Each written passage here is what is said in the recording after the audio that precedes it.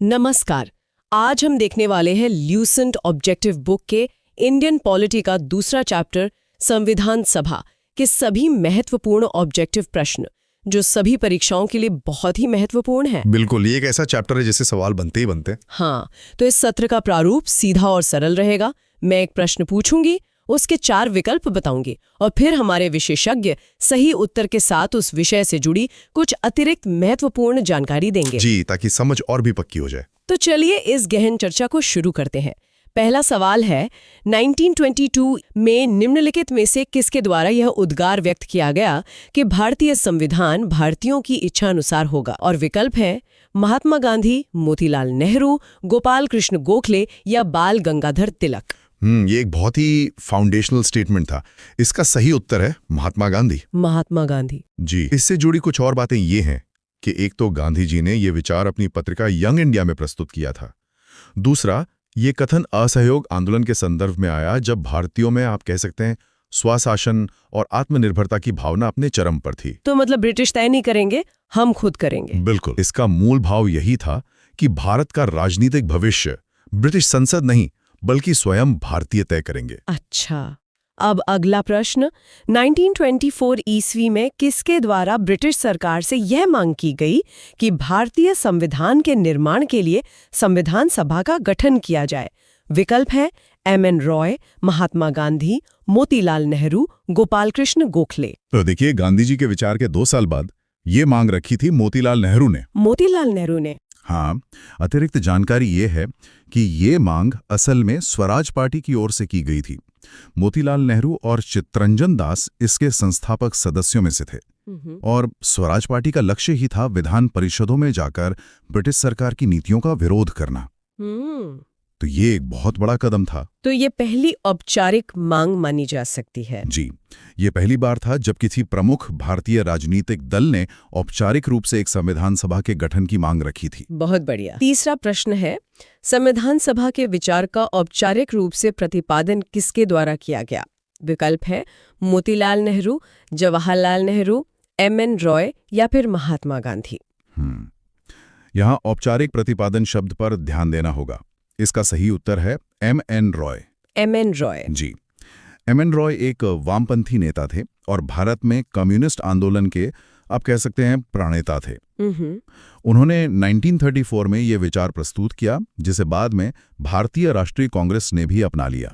तो औपचारिक प्रतिपादन का मतलब एक सैद्धांतिक ढांचे में रखना हुआ। बिल्कुल सही, एक सुविचारित और सिद्धांतिक रूप में इस विचार को सामने रखना। ठीक है। अगला सवाल, संविधान सभा को किसने मूर्त रूप प्रदान किया? विकल्प महात्मा गांधी, मोतीलाल नेहरू, एम.एन. रॉय, जवाहरलाल नेहरू। तो विचार को एक आंदोलन का व्यवहारिक लक्ष्य बनाने का काम, यानी उसे मूर्त रूप देने का काम किया जवाहरलाल नेहरू ने। अच्छा, तो नेहरू जी ने इसे लोकप्रिय बनाया। हाँ, उन्होंने कांग्रेस की ओर से संविधान सभा की मांग को बहुत लोकप्रिय बनाया और इसे कांग्रेस के आधिकारिक एजेंडे में शामिल किया। और ये भी उन्होंने ही प्रस्ताव रखा था कि संविधान सभा का चुनाव वयस्क मताधिकार के आधार पर होना चाहिए। समझ गई।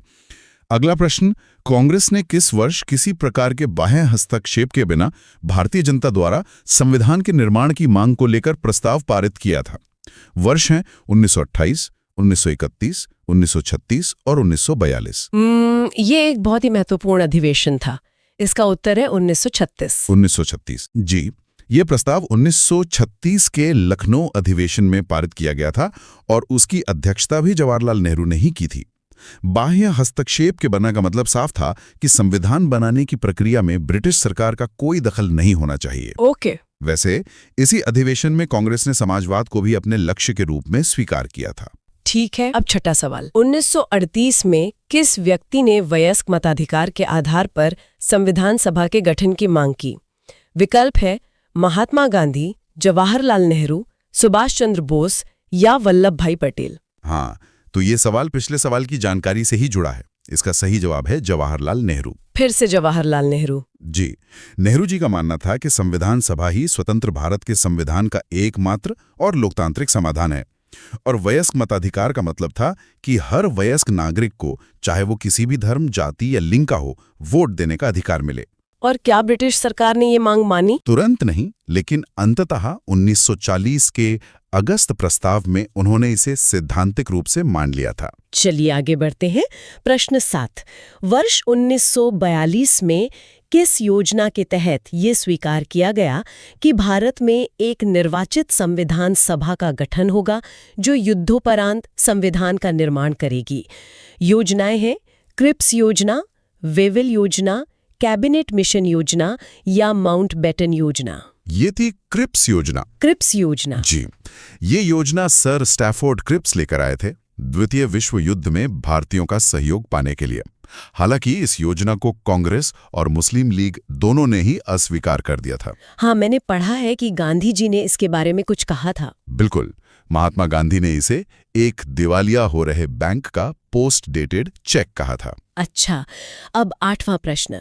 संविधान सभा के गठन की मांग सर्वप्रथम 1895 में किसके द्वारा प्रस्तुत की गई? विकल्प है महात्मा गांधी, जवाहरलाल नेहरू, BR अम्बेडकर या बाल गंगाधर तिलक। ये सवाल हमें कहानी की बिल्कुल शुरुआत में ले जाता है। इसका उत्तर है बाल गंगाधर तिलक। बाल गंगाधर तिलक। जी, ये मांग तिलक जी के स्वराज विधेयक यानी कि स्वराज बिल में प्रस्तुत की गई थी। इसे भारतीयों द्वारा अपने लिए संविधान बनाने की दिशा में सबसे शुरुआती और अनौपचारिक प्रयासों में से एक माना जाता है। और उनका प्रसिद्ध नारा भी था। हाँ, स्वराज मेरा जन्म सिद्ध अधिकार है और मैं इसे लेकर रहूंगा। बहुत बढ़िया। 9वां प्रश्न। भारत की संविधान सभा गठित करने का आधार क्या था? विकल्प है भारतीय राष्ट्रीय कांग्रेस का प्रस्ताव, कैबिनेट मिशन प्लान 1946, भारतीय स्वतंत्रता अधिनियम 1947 या भारतीय डोमिनियन के प्रांतीय विधानमंडल के प्रस्ताव। देखिए, जो असलियत में आधार बना जिस पर सभा गठित हुई वो था कैबिनेट मिशन प्लान 1946। हाँ, इस मिशन में 3 ब्रिटिश कैबिनेट सदस्य थे, lord Pethick Lawrence, sir Stafford Cripps और AV अलेक्जेंडर। इसका मुख्य उद्देश्य ही भारत में शांतिपूर्ण सत्ता हस्तांतरण के लिए एक योजना बनाना था। ओके। वैसे इसने पाकिस्तान की मांग को सीधे तौर पर खारिज कर दिया था, लेकिन प्रांतों को समूह बनाने की छूट दी थी। ठीक है। अगला प्रश्न भी इसी से जुड़ा है। भारत की संविधान सभा किसके अनुसार गठित की गई? और विकल्प हैं साइमन आयोग का प्रस्ताव, क्रिप्स प्रस्ताव, माउंटबेटन योजना या कैबिनेट मिशन योजना? हाँ, तो जैसा हमने अभी बात की, इसका सही उत्तर है कैबिनेट मिशन योजना। ठीक है, ये तो कंफर्म हो गया। जी, ये पिछले प्रश्न की पुष्टि करता है। यही वो व्यावहारिक आधार थी जिस पर संविधान सभा का गठन हुआ और इसी योजना के तहत जुलाई 1946 में संविधान सभा के लिए चुनाव भी हुए थे। और माउंटबेटन योजना? वो भारत के विभाजन से संबंधित थी, न कि संविधान सभा के गठन से। चलिए अब 11वें प्रश्न पर आते हैं। सन 1936 में भारतीय राष्ट्रीय कांग्रेस द्वारा संविधान सभा के गठन की मांग कहां पर हुए अधिवेशन में रखी गई? स्थान है कानपुर, मुंबई, फैजपुर, लाहौर। ये अधिवेशन फैजपुर में हुआ था। फैजपुर। जी, फैजपुर अधिवेशन कांग्रेस का पहला अधिवेशन था जो एक गांव में आयोजित हुआ था और इस अधिवेशन की अध्यक्षता भी जवाहरलाल नेहरू ने ही की थी। ओके, ये एक अतिरिक्त जानकारी है। हाँ, और यहाँ पर कांग्रेस ने एक कृषि कार्यक्रम भी अपनाया था। ठीक है। 12वां प्रश्न। कैबिनेट मिशन योजना के अनुसार संविधान सभा में कुल कितने सदस्य होने थे? संख्याएं हैं 389, 409, 429 या 505। कुल 389 सदस्य होने थे। 389। जी, 389। और इन सदस्यों का विभाजन भी तय था। 292 सदस्य ब्रिटिश भारत के प्रांतों से थे, 93 सदस्य देसी रियासतों से और 4 सदस्य चीफ कमिश्नर क्षेत्रों से थे। ठीक है, इसी से जुड़ा अगला सवाल है, प्रस्तावित मूल संविधान में कुल सदस्यों का विभाजन किस प्रकार होना निश्चित हुआ था? विकल्प हैं ब्रिटिश प्रांतों के 292 प्रतिनिधि, देशी रियासतों के 93 प्रतिनिधि, मुख्य कमिश्नरी क्षेत्रों के 4 प्रतिनिधि या फिर उपर्युक्त सभी। तो जैसा मैंने अभी बताया, इसका सही उत्तर है उपर्युक्त सभी। मतलब ये तीनों श्रेणियां सही हैं। हाँ बिल्कुल, कैबिनेट मिशन योजना ने सीटों का विभाजन इन्हीं 3 श्रेणियों में किया था। ये भारत की विभिन्न राजनीतिक इकाइयों को प्रतिनिधित्व देने का एक प्रयास था। अब 14वां सवाल। संविधान सभा में विभिन्न प्रांतों के लिए 292 सदस्यों का निर्वाचन होना था। इनमें से कांग्रेस के कितने प्रतिनिधि निर्वाचित होकर आए? विकल्प 195, 208, 225 या 235? चुनावों में कांग्रेस को एक बड़ी जीत मिली थी। कांग्रेस को 208 सीटें मिली थीं। 208 मतलब भारी बहुमत। जी, बहुत भारी बहुमत। मुस्लिम लीग को 73 सीटें मिली थी और छोटे समूहों और स्वतंत्र सदस्यों को 15 सीटें। इस बहुमत ने कांग्रेस की स्थिति को संविधान सभा में बहुत मजबूत कर दिया था। ठीक है, अब 15वां प्रश्न। पुनर्गठन के फलस्वरूप वर्ष 1947 में संविधान सभा के सदस्यों की संख्या कितनी रह गई? संख्याएं हैं 289, 299, 324 या 333। पुनर्गठन के बाद, मतलब विभाजन के बाद, ये संख्या घटकर 299 रह गई। 299? हाँ, ऐसा इसलिए हुआ क्योंकि भारत का विभाजन हो गया था। जो क्षेत्र पाकिस्तान में चले गए, उनके प्रतिनिधि अब भारतीय संविधान सभा के सदस्य नहीं रहे, इसलिए मुस्लिम लीग के ज्यादातर सदस्य सभा से अलग हो गए। समझ गई। अगला सवाल भी इसी से जुड़ा है। संविधान सभा पुनर्गठित में देशी रियासतों के लिए कितने प्रतिनिधि थे? विकल्प हैं 100, 70, 85 या 65। देशी रियासतों के लिए 70 प्रतिनिधि थे। 70? जी, विभाजन से पहले यह संख्या 93 थी, लेकिन कई रियासतें पाकिस्तान में चली गई, जिससे भारतीय संविधान सभा में उनका प्रतिनिधित्व खत्म हो गया। ओके, तो फिर पुनर्गठित संविधान सभा में विभिन्न प्रांतों के लिए कितने प्रतिनिधि थे? विकल्प हैं 208, 229, 249 या 289। प्रांतों के लिए यह संख्या थी 229। 229। हाँ, विभाजन से पहले यह 292 थी। बंगाल और पंजाब जैसे प्रांतों के विभाजन के कारण यह संख्या कम हो गई थी। ठीक है, अगला 18वां प्रश्न। कैबिनेट मिशन योजना के अंतर्गत संविधान निर्मात्री परिषद में प्रत्येक प्रांत की आवंटित सदस्य संख्या निर्धारित करने के लिए एक प्रतिनिधि कितनी जनसंख्या के अनुपात में था? विकल्प 8 लाख व्यक्ति, 10 लाख व्यक्ति, 12 लाख व्यक्ति या 15 लाख व्यक्ति। ये अनुपात लगभग 10 लाख व्यक्ति पर एक प्रतिनिधि का था। 10 लाख पे एक? जी, सीटों का आवंटन प्रांतों के बीच उनकी जनसंख्या के आधार पर ही किया गया था। और प्रत्येक प्रांत की सीटों को 3 प्रमुख समुदायों में विभाजित किया गया था: मुस्लिम, सिख और सामान्य। ये महत्वपूर्ण है। अब 19वां प्रश्न। संविधान सभा के सदस्यों को निम्न में से किसने प्रत्यक्ष रूप से निर्वाचित किया? विकल्प प्रांतों की विधानसभा, संघीय व्यवस्थापिका, उपर्युक्त दोनों या इनमें से कोई नहीं? इसका सही उत्तर है प्रांतों की विधानसभा। प्रांतों की विधानसभा। जी, इसका मतलब यह है कि संविधान सभा का चुनाव सीधे जनता द्वारा नहीं हुआ था।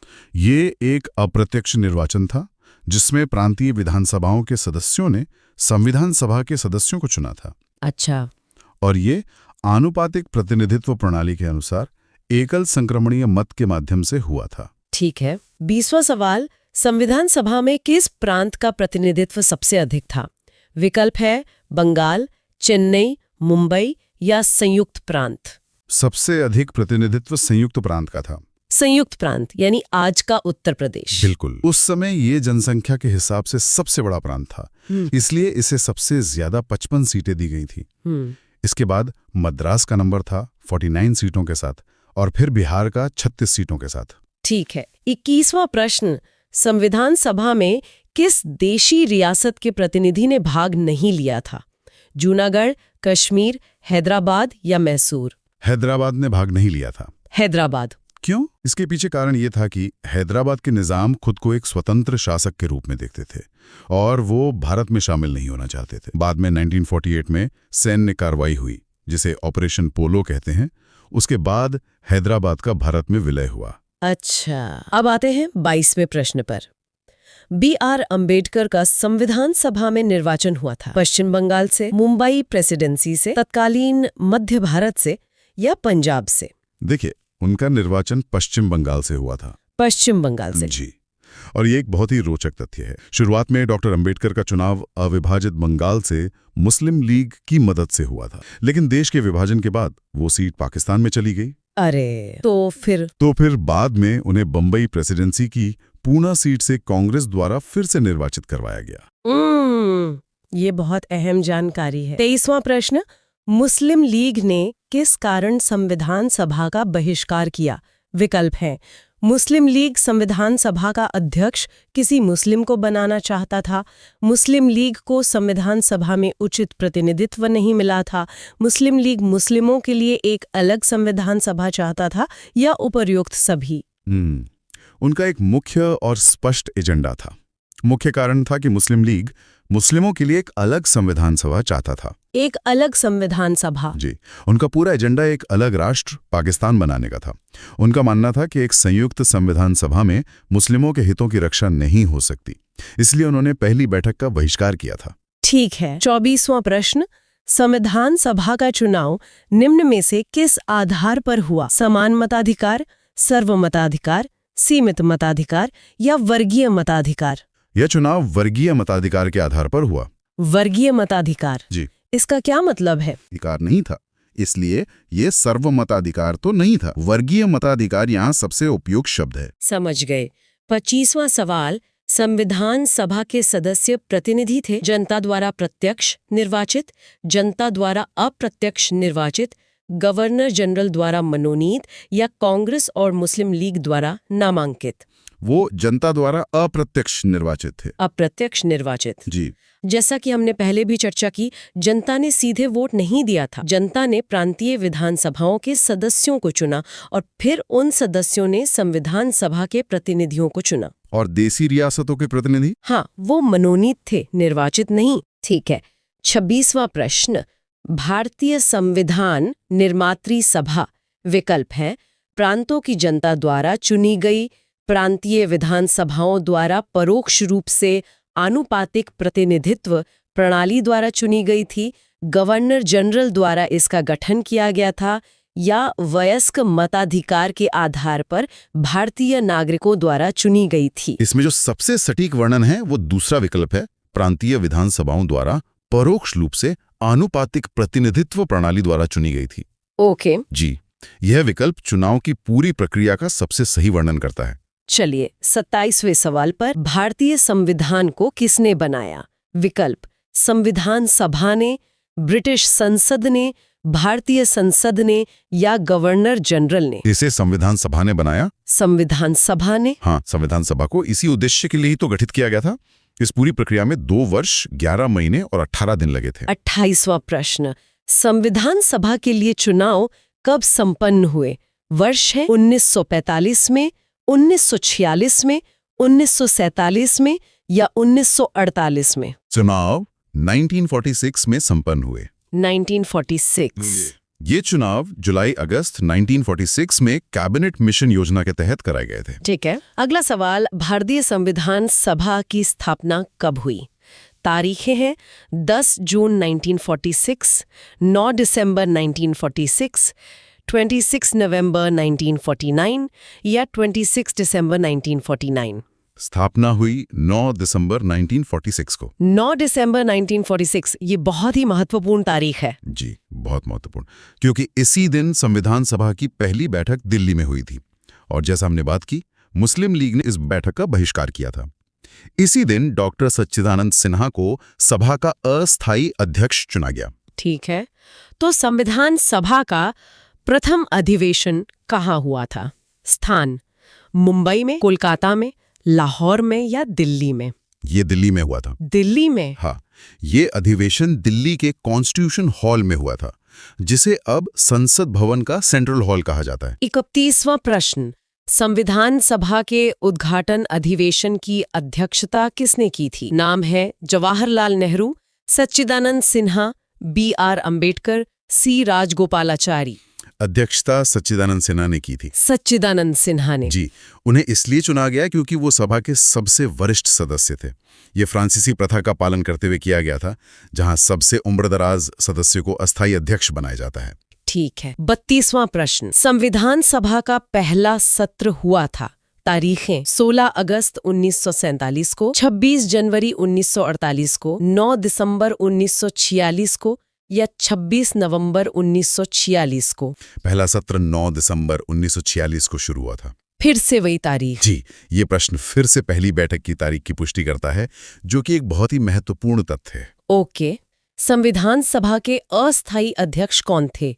विकल्प, BR अम्बेडकर, डॉक्टर राजेंद्र प्रसाद, सच्चिदानंद सिन्हा, KM मुंशी? अस्थायी अध्यक्ष सच्चिदानंद सिन्हा थे। सच्चिदानंद सिन्हा। जी, उन्होंने केवल 2 दिनों के लिए 9 और 10 दिसंबर 1946 को अध्यक्षता की थी। तो फिर स्थायी अध्यक्ष कौन थे? विकल्प, BN Rao, B.R. Ambedkar, doctor Rajendra Prasad या सच्चिदानंद सिन्हा? स्थायी अध्यक्ष थे डॉक्टर राजेंद्र प्रसाद। डॉक्टर राजेंद्र प्रसाद। जी, उन्हें 11 दिसंबर 1946 को सर्वसम्मति से स्थायी अध्यक्ष चुना गया और वो बाद में भारत के पहले राष्ट्रपति भी बने। H.C. मुखर्जी को उपाध्यक्ष चुना गया था।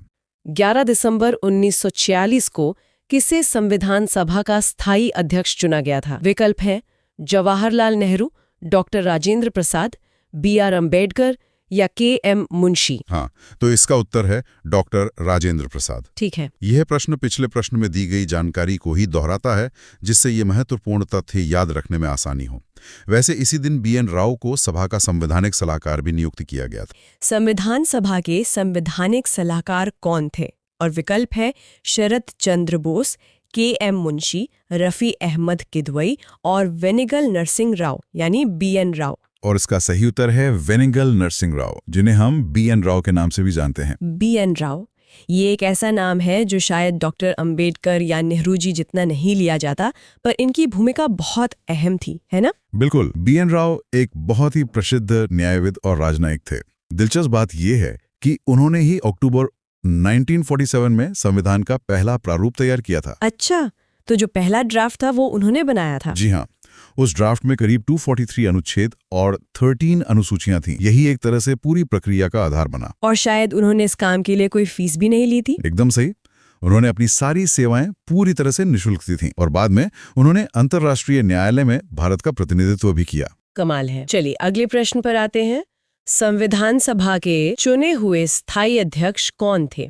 विकल्प है डॉक्टर B.R. अम्बेडकर, सच्चिदानंद सिन्हा, डॉक्टर राजेंद्र प्रसाद, S. राधाकृष्णन। इसका सही उत्तर है डॉक्टर राजेंद्र प्रसाद। हाँ, स्थायी अध्यक्ष क्योंकि एक अस्थायी अध्यक्ष भी थे, है ना? जी, डॉक्टर राजेंद्र प्रसाद को 11 दिसंबर 1946 को स्थायी अध्यक्ष चुना गया, लेकिन इससे ठीक 2 दिन पहले 9 दिसंबर 1946 को जो पहली बैठक हुई थी, उसमें डॉक्टर सच्चिदानंद सिन्हा को अस्थायी अध्यक्ष बनाया गया था। और ये डॉक्टर राजेंद्र प्रसाद ही आगे चलकर भारत के पहले राष्ट्रपति बने। बिल्कुल। ठीक है, अगला सवाल। निम्नलिखित में से कौन संविधान सभा का सदस्य नहीं था?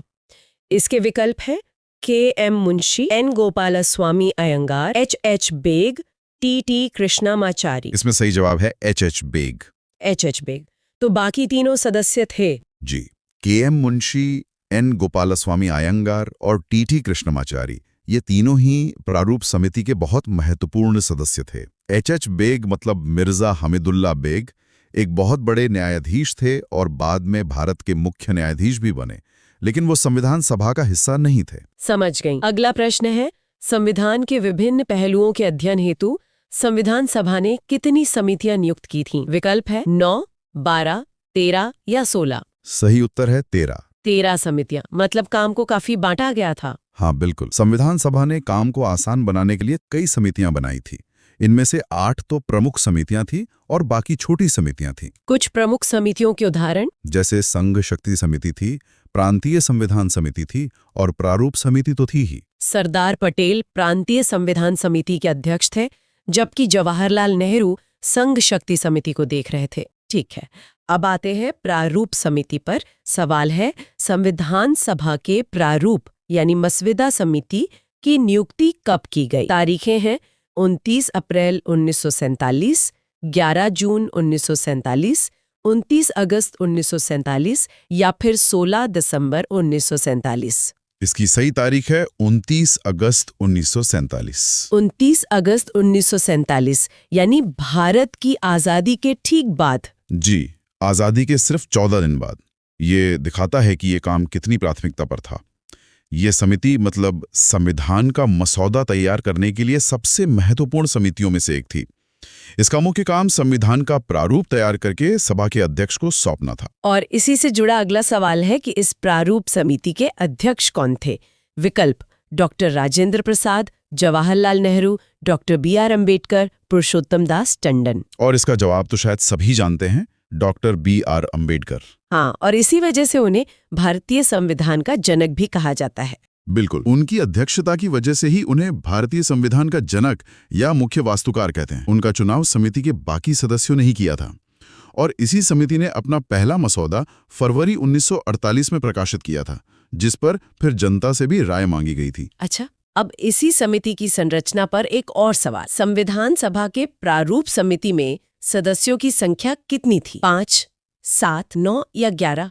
इसमें कुल 7 सदस्य थे। 7 सदस्य, जी मतलब अध्यक्ष को मिलाकर 7। जी हाँ, अध्यक्ष डॉक्टर B.R. अम्बेडकर के अलावा 6 अन्य सदस्य थे। क्या हम उन सदस्यों के नाम जान सकते हैं? जरूर, वो थे N. गोपाल स्वामी अयंगर, अल्लादी कृष्णा स्वामी अय्यर, K.M. मुंशी और मोहम्मद सादुल्ला। इनके अलावा B.L. मित्र भी थे, लेकिन बाद में उनकी जगह N. माधवराव ने ली और D.P. खेतान की मृत्यु के बाद T.T. कृष्णमाचारी सदस्य बने। बहुत बढ़िया। अब एक और सवाल जो सदस्यों से ही जुड़ा है। निम्नलिखित में से कौन भारतीय संविधान की प्रारूपण समिति के सदस्य नहीं थे? गोपालाचारी अयंगर, अल्लादी कृष्णा स्वामी, B.R. अम्बेडकर, डॉक्टर राजेंद्र प्रसाद। इसमें सही उत्तर है डॉक्टर राजेंद्र प्रसाद। ये तो स्वाभाविक भी लगता है क्योंकि वो तो पूरी सभा के अध्यक्ष थे। एकदम सही। डॉक्टर राजेंद्र प्रसाद प्रारूप समिति के सदस्य नहीं थे, वो पूरी संविधान सभा के अध्यक्ष थे और उनका काम पूरी कार्यवाही का संचालन करना था। बाकी तीनों तो समिति के बहुत ही महत्वपूर्ण सदस्य थे। बिल्कुल। एक और ऐसा ही सवाल है, निम्नलिखित में से कौन प्रारूप समिति का सदस्य नहीं था? विकर्त, जवाहरलाल नेहरू, मो सदाउल्ला, K.M. मुंशी, गोपालास्वामी अयंगर। यहाँ सही जवाब है जवाहरलाल नेहरू। तो नेहरू जी भी इस समिति में नहीं थे? नहीं, जैसा हमने पहले बात की, जवाहरलाल नेहरू दूसरी महत्वपूर्ण समितियों के अध्यक्ष थे, जैसे कि संघ शक्ति समिति और संघ संविधान समिति। वो उन समितियों का काम देख रहे थे। समझ गई। अब एक बहुत ही महत्वपूर्ण प्रश्न, संविधान की प्रारूप समिति के समक्ष प्रस्तावना का प्रस्ताव किसने रखा? विकल्प है doctor B.R. Ambedkar, B.N. Rao, Mahatma Gandhi या जवाहरलाल नेहरू। ये प्रस्ताव जवाहरलाल नेहरू ने रखा था और इसे उद्देश्य प्रस्ताव कहा गया था, है ना? जी बिल्कुल। इसे उद्देश्य प्रस्ताव या अंग्रेजी में ऑब्जेक्टिव रेजोल्यूशन के नाम से जाना जाता है। इसे जवाहरलाल नेहरू ने 13 दिसंबर 1946 को संविधान सभा में प्रस्तुत किया था और यही उद्देश्य प्रस्ताव बाद में हमारे संविधान की प्रस्तावना का आधार बना। बहुत खूब। अगला सवाल, संविधान सभा में सभी निर्णय किस आधार पर लिए गए? विकल्प है एकता और अखंडता, बहुमत, सर्वसम्मति या फिर सहमति और समायोजना। इसका सही उत्तर है सहमति और समायोजना। ये बहुत दिलचस्प है, मतलब सिर्फ वोटिंग से नहीं, संविधान निर्माताओं का उद्देश्य केवल बहुमत से चीजों को पास करना नहीं था। वो चाहते थे कि एक व्यापक सहमति बने। इसीलिए अलग अलग विचारों और हितों के बीच एक संतुलन बनाने की कोशिश की गई। घंटों बहस होती थी, चर्चा होती थी, ताकि एक ऐसा दस्तावेज तैयार हो सके जो ज्यादातर लोगों को स्वीकार्य हो। एक तरह से राष्ट्र निर्माण की प्रक्रिया। अगला सवाल उद्देश्य प्रस्ताव से ही जुड़ा है। संविधान सभा में उद्देश्य प्रस्ताव किसने प्रस्तुत किया? सच्चिदानंद सिन्हा, डॉक्टर B.R. अम्बेडकर, जवाहरलाल नेहरू, आचार्य J.B. कृपलानी। जैसा हमने अभी बात की, ये जवाहरलाल नेहरू थे। हाँ, ये सवाल एक तरह से रिपीट हुआ है, लेकिन तारीखें महत्वपूर्ण है। जी, ये प्रस्ताव 13 दिसंबर 1946 को पेश किया गया था और इसी प्रस्ताव ने संविधान के जो मूल दर्शन हैं, जो सिद्धांत हैं, उनकी एक रूपरेखा तैयार की और संविधान सभा ने इसे 22 जनवरी 1947 को सर्वसम्मति से स्वीकार कर लिया। बढ़िया। चलिए अब समितियों पर वापस आते हैं। भारतीय संविधान सभा की संघीय शक्ति समिति के अध्यक्ष कौन थे? विकल्प है सरदार पटेल, डॉक्टर B.R. अम्बेडकर, अल्लादी कृष्णा स्वामी अय्यर, पंडित जवाहरलाल नेहरू। संघीय शक्ति समिति के अध्यक्ष थे पंडित जवाहरलाल नेहरू। तो केंद्र सरकार से जुड़ी ज्यादातर समितियों के अध्यक्ष नेहरू जी ही थे? हाँ, मोटे तौर पे कह सकते हैं। ये समिति केंद्र सरकार की शक्तियों और उसके कार्यों को निर्धारित करने के लिए जिम्मेदार थी। नेहरू जी संघ संविधान समिति और राज्यों से बातचीत के लिए बनी समिति के भी अध्यक्ष थे। अगला प्रश्न, भारतीय संविधान को अपनाने का कार्य किसके द्वारा किया गया? संविधान सभा द्वारा, गवर्नर जनरल द्वारा, ब्रिटिश संसद द्वारा या भारतीय संसद द्वारा? इसका सीधा सा जवाब है संविधान सभा द्वारा, क्योंकि वही तो भारतीय लोगों का प्रतिनिधित्व कर रही थी। बिल्कुल। संविधान सभा को कैबिनेट मिशन योजना 1946 के तहत बनाया ही इसीलिए गया था और जैसा कि हमारी प्रस्तावना में भी लिखा है, हमने संविधान को आत्मार्पित किया है, मतलब खुद को दिया है। अगला सवाल, भारत को एक संविधान देने का प्रस्ताव संविधान सभा द्वारा कब पारित किया गया था? तारीखें हैं जनवरी 22, 1946, जनवरी 22, 1947, जनवरी 20, 1947 या जुलाई 26, 1946। सही तारीख है जनवरी 22, 1947। अच्छा, ये वही तारीख है जब उद्देश्य प्रस्ताव को स्वीकार किया गया था? एकदम सही। ये वही तारीख है।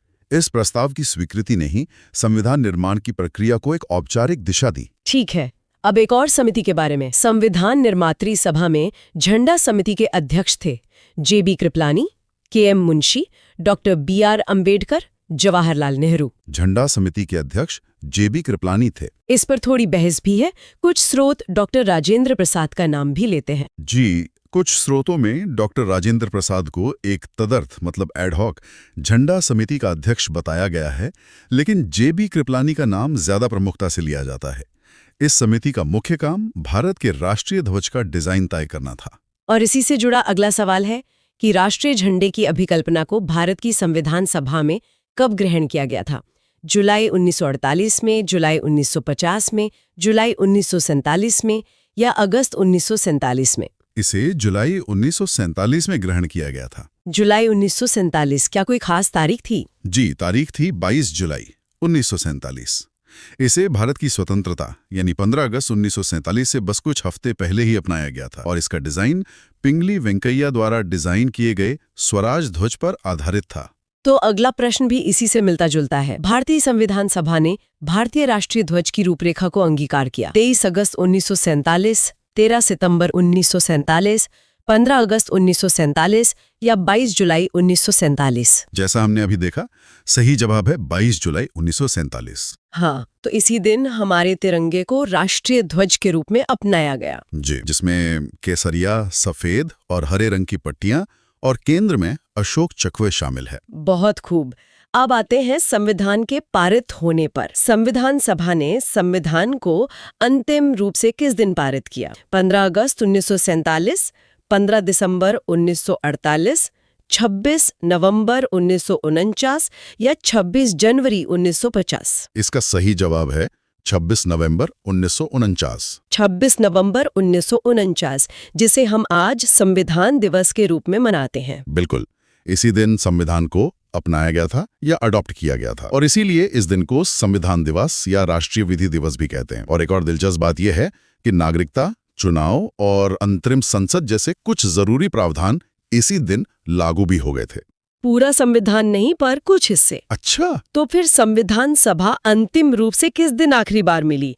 26 नवंबर 1949, 5 दिसंबर 1949, 24 जनवरी 1950 या 25 जनवरी 1950? सभा की अंतिम बैठक हुई थी 24 जनवरी 1950 को, यानी संविधान लागू होने से ठीक 2 दिन पहले। गणमन और राष्ट्रगीत वंदे मातरम को भी अपनाया गया। और राष्ट्रपति का चुनाव भी इसी दिन हुआ था। हाँ, इसी बैठक में डॉक्टर राजेंद्र प्रसाद को भारत के पहले राष्ट्रपति के रूप में भी चुना गया। अगला सवाल हस्ताक्षर से ही जुड़ा है। संविधान सभा के कितने उपस्थित सदस्यों ने संविधान पर हस्ताक्षर किया? 262, 284, 287 या 289? सही संख्या है 284।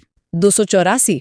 हालांकि कुल सदस्य तो ज्यादा थे। जी, उस दिन सभा में कुल 299 सदस्य थे, लेकिन केवल 284 सदस्य ही उपस्थित थे और उन्होंने ही हस्ताक्षर किए। और सबसे पहले हस्ताक्षर करने वाले व्यक्ति जवाहरलाल नेहरू थे। अगला प्रश्न, संविधान सभा द्वारा अंतिम रूप से पारित संविधान में कुल कितने अनुच्छेद और अनुसूचियां थीं? 375 अनुच्छेद 7 अनुसूचियां, 387 अनुच्छेद 7 अनुसूचियां, 395 अनुच्छेद 8 अनुसूचियां या 395 अनुच्छेद 10 अनुसूचियां? सही जवाब है 395 अनुच्छेद और 8 अनुसूचियां। ये तो एक बहुत बड़ा दस्तावेज था। हाँ, ये दुनिया के सबसे लंबे लिखित संविधानों में से एक था। संविधान को 22 भागों में बांटा गया था। और आज तो इतने संशोधनों के बाद भारतीय संविधान में 448 से भी ज्यादा अनुच्छेद और 12 अनुसूचियां हो गई हैं। ठीक है, अब समय पर आते हैं। संपूर्ण भारतीय संविधान के निर्माण में संविधान सभा को कितना समय लगा? 2 वर्ष 7 माह 23 दिन, 2 वर्ष 11 माह 18 दिन, 2 वर्ष 11 माह 14 दिन या 2 वर्ष 11 माह 23 दिन? सही जवाब है 2 वर्ष 11 माह 18 दिन।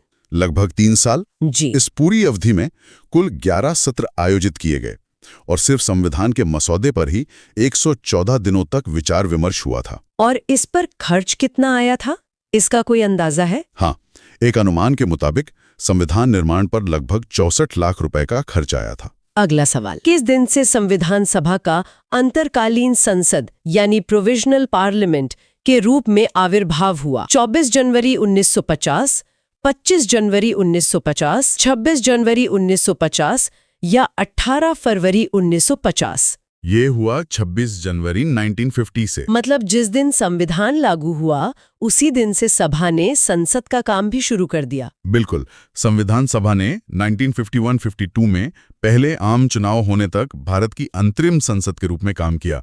इसका मतलब था कि जो सभा संविधान बना रही थी वही देश के लिए कानून बनाने का काम भी कर रही थी। बहुत दिलचस्प।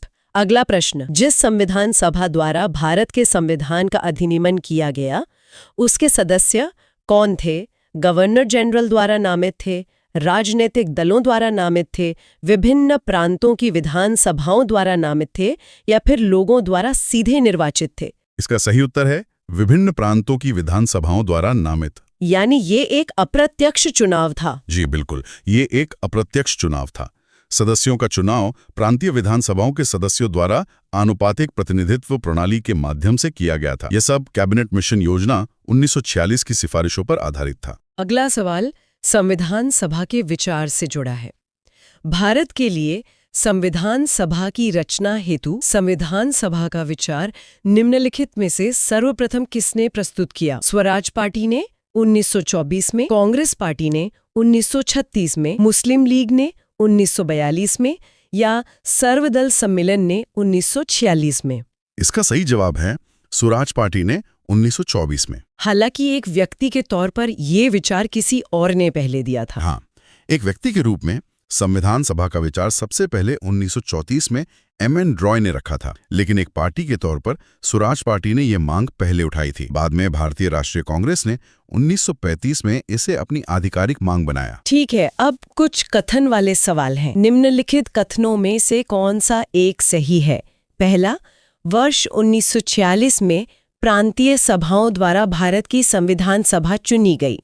दूसरा, जवाहरलाल नेहरू, एम.ए. जिन्ना और सरदार वल्लभ भाई पटेल भारत की संविधान सभा के सदस्य थे। तीसरा, भारत की संविधान सभा का प्रथम अधिवेशन जनवरी 1947 में हुआ। और चौथा, भारत का संविधान 26 जनवरी 1950 को अंगीकृत किया गया। इसमें जो पहला कथन है वही सही है। वर्ष 1946 में प्रांतीय सभाओं द्वारा भारत की संविधान सभा चुनी गई। और बाकी के कथन गलत क्यों हैं? वो इसलिए क्योंकि देखिए, जिन्ना संविधान सभा के सदस्य नहीं थे। पहला अधिवेशन दिसंबर 1946 में हुआ, न कि जनवरी 1947 में, और संविधान 26 नवंबर 1949 को अंगीकृत किया गया था। लागू 26 जनवरी 1950 को हुआ। स्पष्ट है। अगला प्रश्न, भारतीय संविधान सभा के प्रथम दिन के अधिवेशन की अध्यक्षता इन्होंने की थी?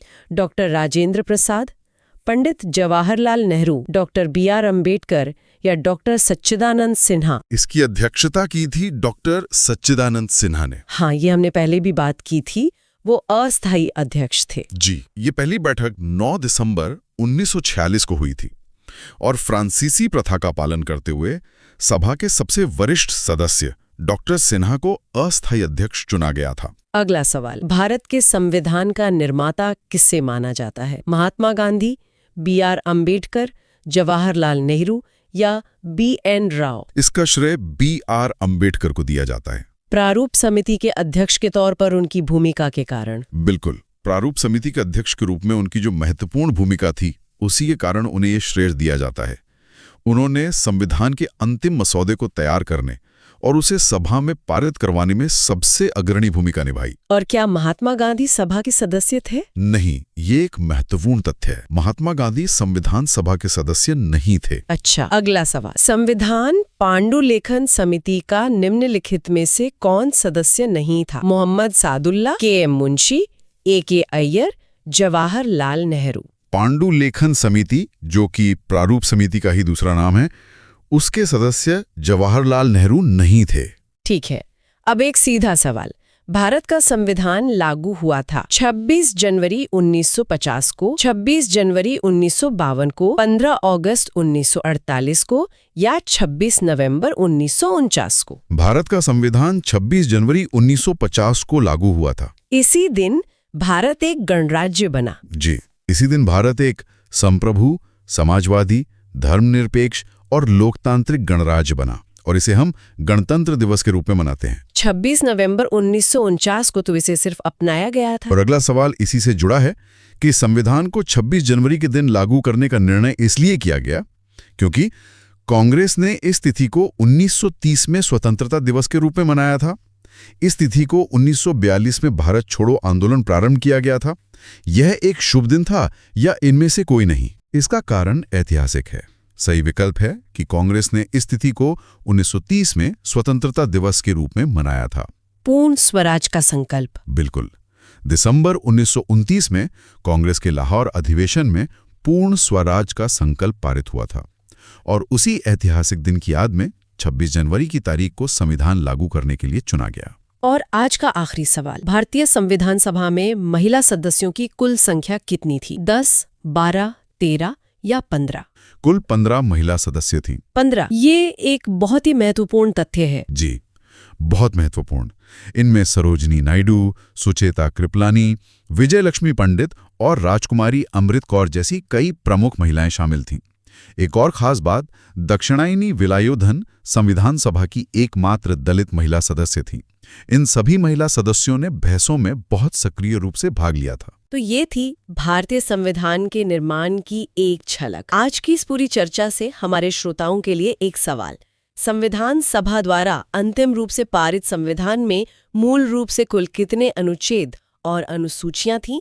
अपना जवाब नीचे कमेंट्स में जरूर बताएं।